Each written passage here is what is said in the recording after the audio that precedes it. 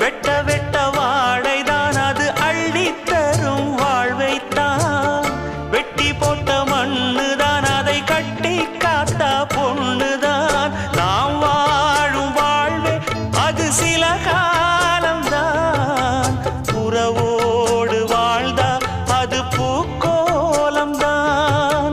கெட்டாலும் பட்டாலும் உன் பேரந்தான்.